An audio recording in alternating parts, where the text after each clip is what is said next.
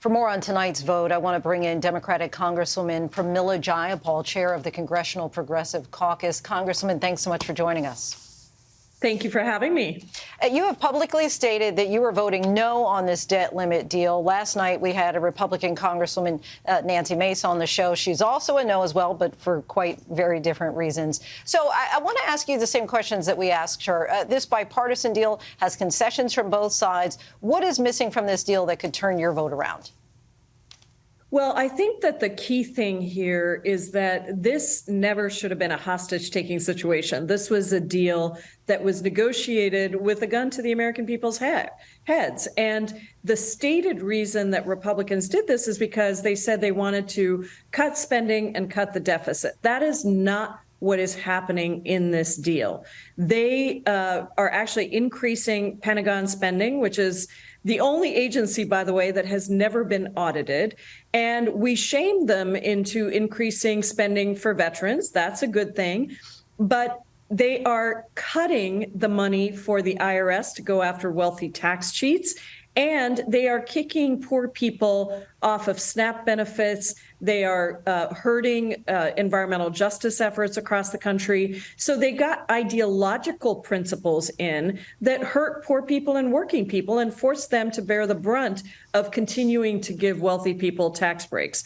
I understand your concerns about the work requirements. OMB Director Shalonda Young, however, has defended those requirements, saying that while the bill will phase in a higher age limit from 49 to 54, the bill also includes new exemptions for homeless populations, veterans, and foster care youth, and that the higher age limit sunsets by 2030. How do you respond to that?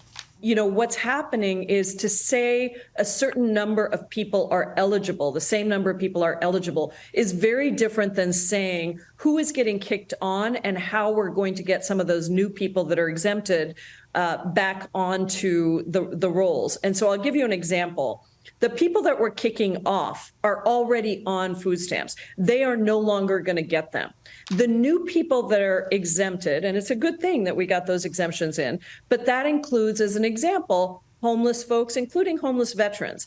How are we going to go out and find those people and tell them that they are now newly eligible for these SNAP benefits?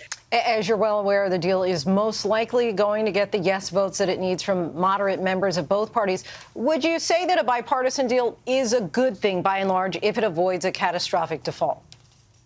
I absolutely think we cannot default. And it is Democrats led by President Biden that are being responsible in this situation and ensuring that we are not going to default. I also think it is very important to have a strong no vote on the board to say to the American people that we know that this was wrong. This should never happen again. And we are going to continue to fight for poor people and working people who are going to be hurt by this deal. Let's not minimize that. There are bad things in this bill that are going to happen because Republicans demanded it and because they held us hostage and they were willing to take us to the brink of financial ruin and catastrophe. Does this strictly come down to party line? Because when we talk to Republicans, they're pointing the finger at the Democrats. When we're talking to Democrats, they're pointing the fingers at Republicans. When we hear from average Americans, people in recent weeks who receive Social Security, for example, they say, look, I am responsible for balancing my checkbook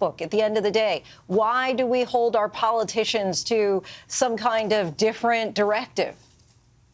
Well, I think this is a real fallacy in how this is all portrayed. And I think this is really important for your viewers to understand.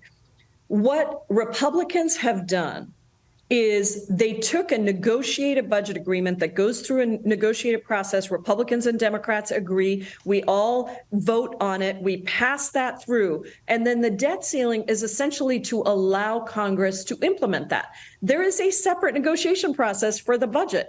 And what they have done is they have violated their constitutional obligation. It is in the Constitution that we must pay for the things that Congress has passed, appropriated, and spent.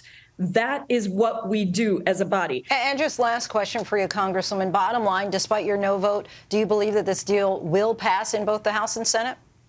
Yes, I believe it will pass, and it's important that it passes. It's important that we do not default, as Republicans were trying to have us do. But I also think we shouldn't give them more votes than they need. And Speaker McCarthy should produce at least 2/3 of the votes that are needed. He's the Speaker of the House.